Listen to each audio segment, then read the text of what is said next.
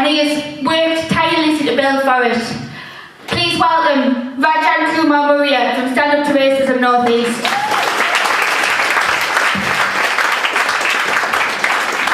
Thank you to everyone for coming. First of all, I want to start off with the recent statistics that were released by the Home Office stating a 40% increase in religious hate crime. More than half of that is directed at Muslims. And obviously hate crime goes a lot further than that, and these are just some of the brutal examples we've seen this year. So in Teesside there was an example of a Muslim convert who was held captive and tortured with a hammer to his kneecaps and wood filler poured into his mouth. Into education in schools, we've seen a young black boy who was tied to a post and whipped in a mock slave auction where his white peers had chanted racist abuse at him that was reminiscent of the slave trade. We've also seen a rise of racism on campus where we've had chants of "we hate the blacks" outside of black women's accommodations, and this has happened throughout this year. Now, what is the police's response been to this rise in hate crime statistics, the recent statistics that have been released? The police, first regionally, at first, but now nationally, are using the line that they have simply got better at recording statistics and got better at their own job. Now, I'm glad that they feel that they can give themselves a pat on the back, but us in reality here, who are on the front line of organising against racism and the racist organisations, know, and we have a much more in tune feeling of the pulse in society of when things are shifting, especially towards the far right. We know when these things are happening, we know when things are getting worse. And as an Asian person, obviously, I suffer the consequences of racism also, and I'm sure many people on the platform can tell you that there is a real rise in hate crime and racism. It's not just the police getting better at their own jobs. So I want to just specify that is a complete oversimplification of the issue, where it may be a factor that maybe they have got better at their jobs. It is not in tune with reality. Now I want to tell you a bit about the reality on the ground and our experiences in a bit to blow that sort of their claim out of the water. So if we just look through my lifetime, I was born in 1997, so the beginning of the 2000s was the War on Terror. And in coinciding with that, we also saw the shift towards Islamophobia being the main focus of racism.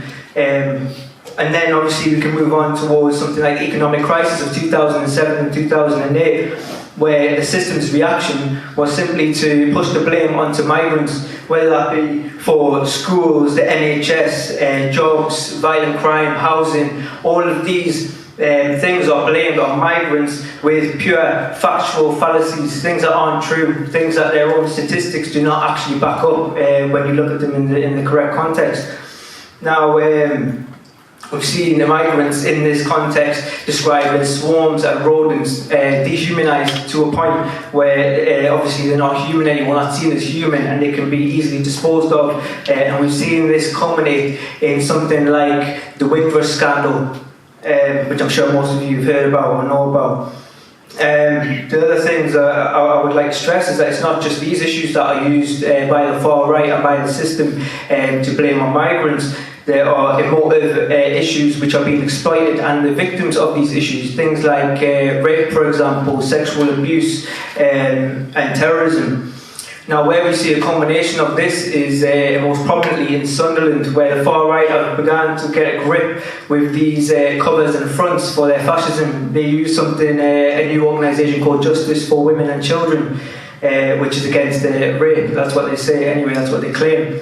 Now, the person who founded this is a woman called Tasha Allen, and her family, and the people who are from Sunderland United may be able to clarify on this a bit more, but her family have extreme links to the far right. Her brother, for example, has been seen on National Front demonstrations. He's been on National Action demonstrations, the now prescribed terrorist, far right terrorist organisation, and this is where they've tried to use a front to gather more people outside of their ranks who would not normally fall for the fascist and far right rhetoric.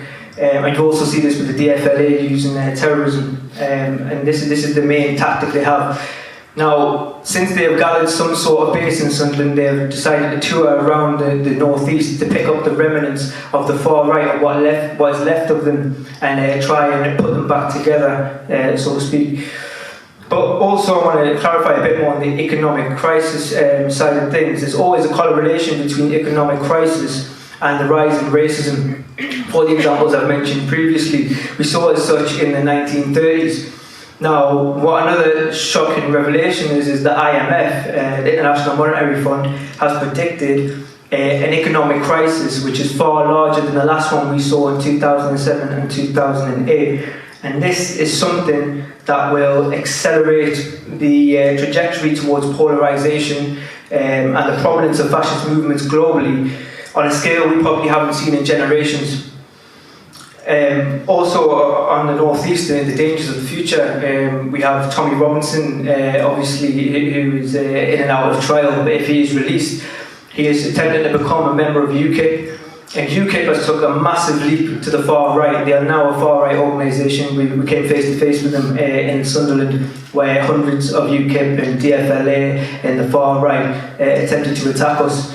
And I'm sure a lot of people on this platform can tell you about the death threats half of us have had.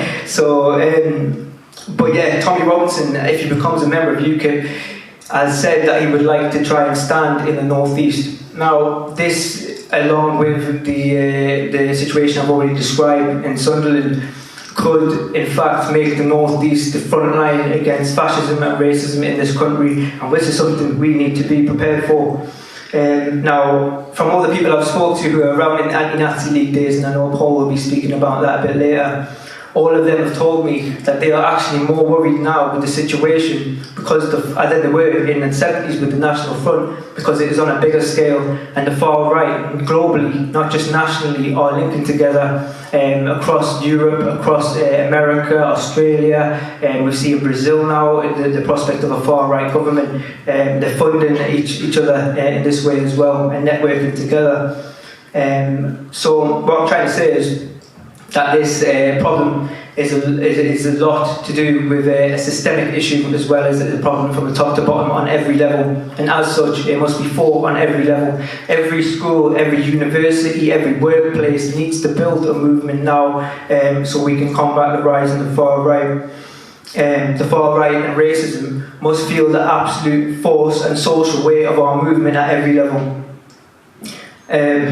So that's what Stand Up to Racism is building. And what we need you to do is get involved. We've got the stalls over there to sign up for the student societies, whether you're in Newcastle, Murria, Sunderland. I know we've got people from every university here across the region as well. We've had people come here. We need to build this movement now, just as the Anti-Nazi League did. We even now have a branch in Germany headed by Christine Bullschulz, a member of the Bundestag, the German parliament. Berlin, a few days ago, had 250,000 people on the streets against the Nazis and the far right. They've had a concert against the Nazis with 80,000 people as well. So I feel what they're going through now is like the Anti-Nazi League of what we had here in the 70s. And that's exactly what the Anti-Nazi League did. It used the culture with Rock Against Racism, and it organised and it smashed the far right on the streets, confronted them and didn't shy away from them. The arguments that they bring that migrants cause increasing violent crime and terrorism and rape is something that we shouldn't concede to, and we have seen it conceded to in the past. This does nothing for our cause. These are racist arguments, and they must be absolutely smashed. Absolutely smashed, and we should never give them an inch in this respect. I was born 20 years after the Anti-Nazi League was founded. I'm now 21, and I don't mean make anyone feel old, but to me the Anti-Nazi League, it turned the tide on racism, and I think it shifted the racist attitudes into an anti-racist movement. And it did really, I believe, prevent the threat of fascism in this country with the National Front. It shifted the entire culture and atmosphere, and that is what we need to aim to do.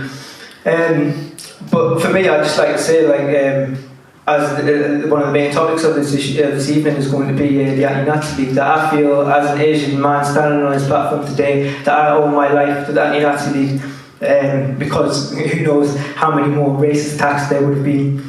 I think we all owe our lives to the people who came before us and fought these battles.